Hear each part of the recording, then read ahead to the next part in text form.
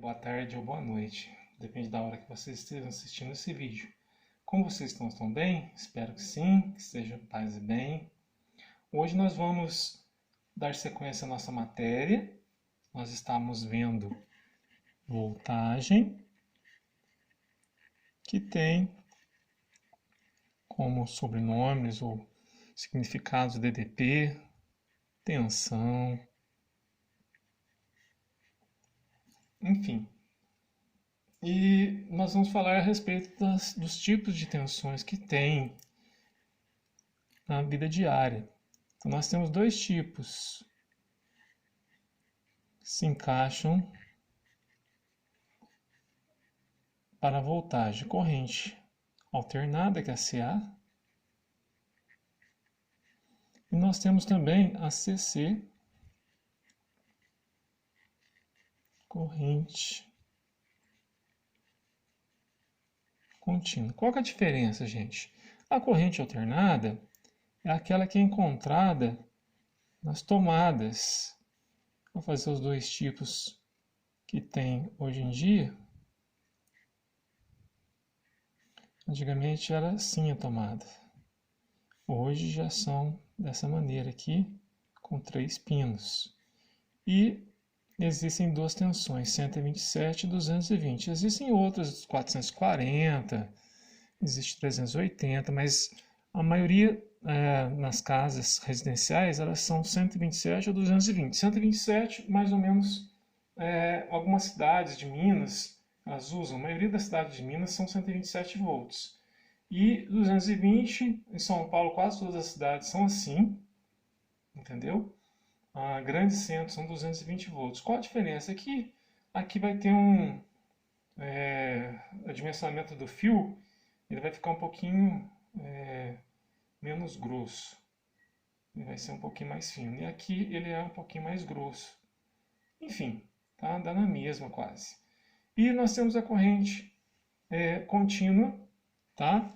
Que são utilizações de pilhas e baterias, tá? As baterias tem algumas que são circulares. A bateria do meu relógio aqui, por exemplo, ela é circular desse jeito, pequenininha. Tem baterias de motos e carros, que elas são em forma de paralelepípedo. Tem um terminal aqui assim, tá? Eu tenho um terminal positivo, um terminal negativo, tá? Aqui são 12 volts, aqui às vezes são 2,8 volts. A pilha geralmente é 1,5 volt, tá? E tem as pilhas do celular, que são mais fininhas, tal. Tem aqui os terminais aqui em cima, então elas têm às vezes 3,8 volts, enfim.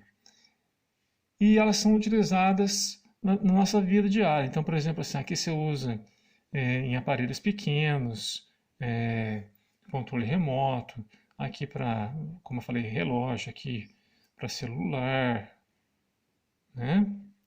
Aqui é bateria de carro, de moto.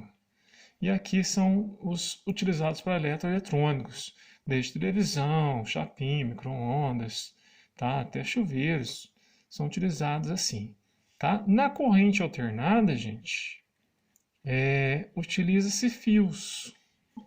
Então, eu tenho geralmente 2 ou 3 ou 4 fios, chamados de fase e neutro. O que é uma fase e um neutro?